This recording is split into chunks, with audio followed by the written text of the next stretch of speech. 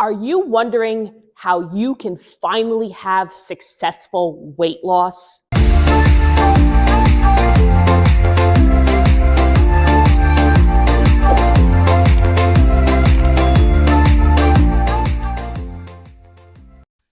Hey, I'm Coach Julie, owner of Bodies by Colotti, personal training studio, physically located in Kingston, New York, but also training online for your convenience.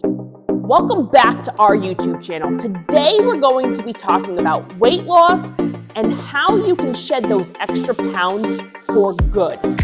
Losing weight can be a challenging journey, but with the right tips and tricks, you can achieve your dream body. So let's cut straight to the chase and go over these 10 tips for successful weight loss. Tip number 1, drink plenty of water. Drinking plenty of water is essential for weight loss. It helps to keep you hydrated, which in turn aids digestion and boosts your metabolism. You want to aim to drink 8 to 10 glasses of water a day. So if drinking water is challenging for you, you don't like water, you can flavor it. Try putting some fruit in it. Lemon is great. Lime. In the summertime, you can even put some pineapple and fresh watermelon in it.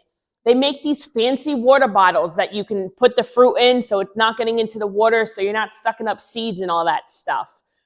They make powders like Crystal Light. Yes, I don't care what people say about the chemicals. If it's getting you to drink water, it's great. Another benefit of drinking water is you're going to be getting up to pee activity, some more steps in your day, because you're going to be getting up and going to the bathroom. And if you have to buy a fancy water bottle to get you motivated to drink water, that's fine. They make them with the times on it where it starts and it motivates you throughout the day to keep drinking.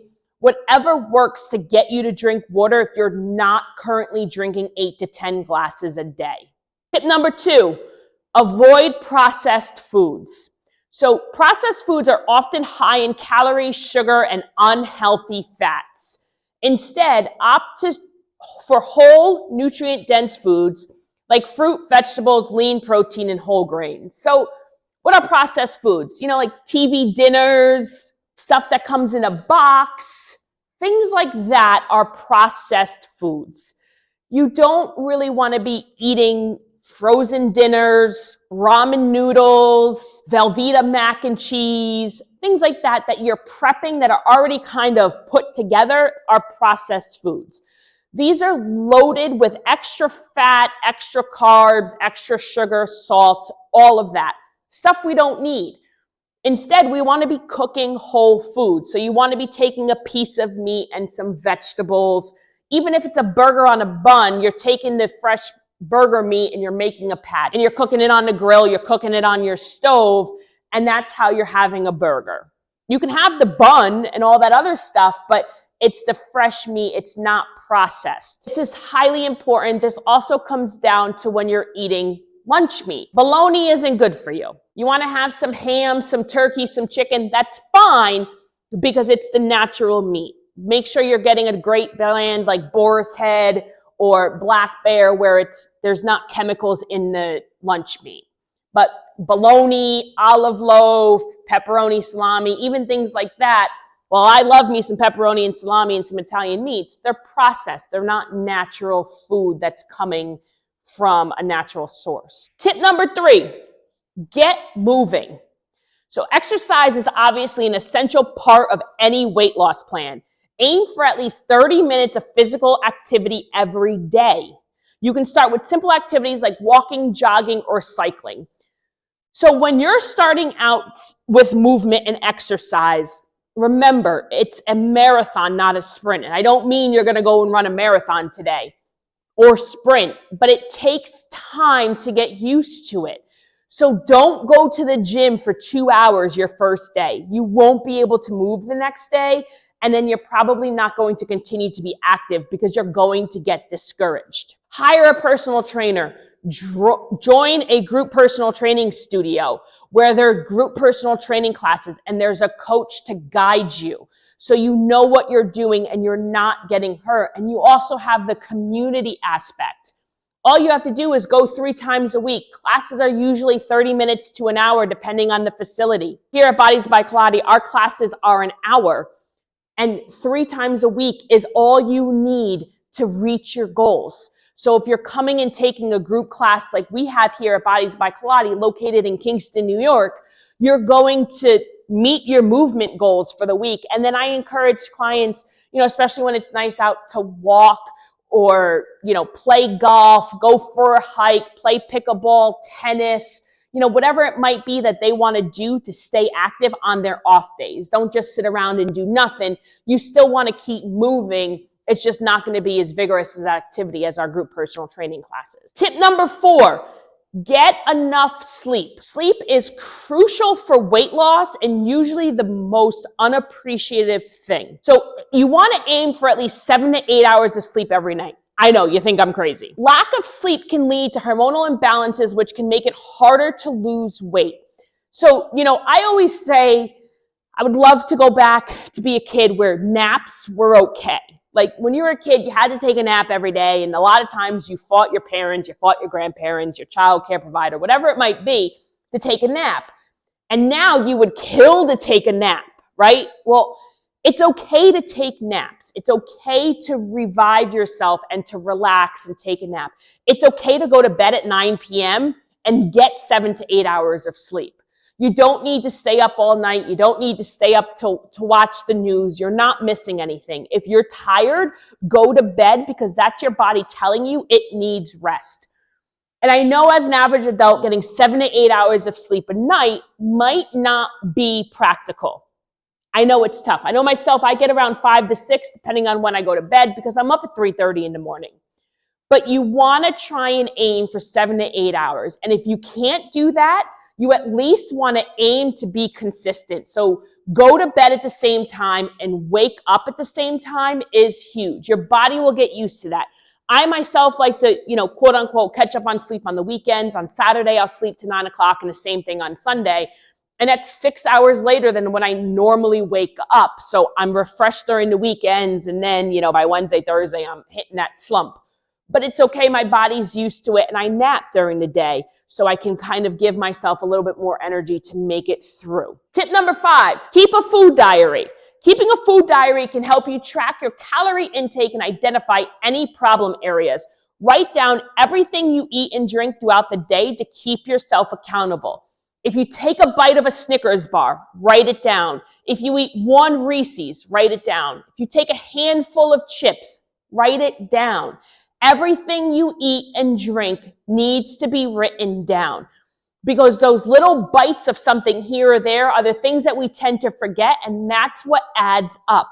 So at the end of the day, you're going to look at all of the things you eat and you're going to be like, oh my goodness, I ate a lot of stuff and snacked a lot, and this is why I'm not losing weight. So when you see it in writing, you're holding yourself accountable, and you're really starting to realize all of those little things that have those extra calories that you're eating. And it's okay, because once you realize, you'll make those changes. So when you see those first couple days, don't be hard on yourself. We're learning here. That's the point of a food diary, is to learn and to make changes. Number 6, reduce stress. Stress can lead to overeating and weight gain. Find ways to reduce stress in your life, such as meditation, yoga, or deep breathing exercises.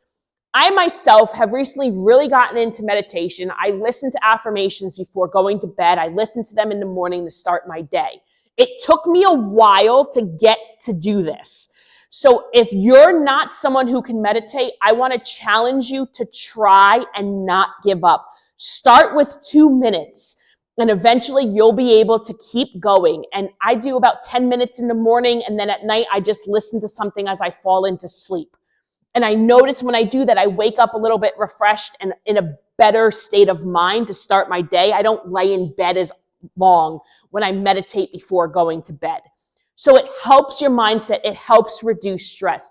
We all have stress. Getting rid of stress in your life is more difficult than managing that stress. So we're going to manage that stress with meditation, yoga, some deep breathing. There's a lot of different things that you can do. Number 7, don't skip meals. Now, I'm going to talk about this a little different than most people do. Most people are going to tell you to have 3 to 4 small meals a day throughout the day. I'm not going to tell you that. I'm going to tell you that we need to eat for your body. If you're doing intermittent fasting, that's fine. If you're doing a 16-8, which is what most people do, you're fasting for 16 hours and you're eating for 8. That's great.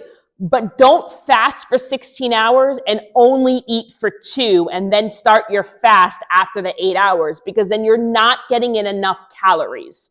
So the definition of a meal for me is different. Like, you don't need to have breakfast, lunch, and dinner. You don't need to eat right when you wake up. You can do intermittent fasting.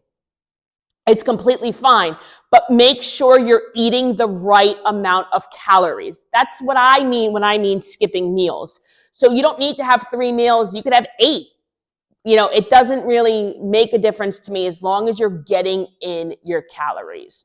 And if you want to know how many calories you should be eating, click the link in our bio and download our info guide so you can get a 14-day pass and book a consult with me so I can help you figure out how many calories you should be eating throughout the day. Tip number 8, eat protein with every meal. Protein is essential for building and maintaining muscle mass, which can help you burn more calories.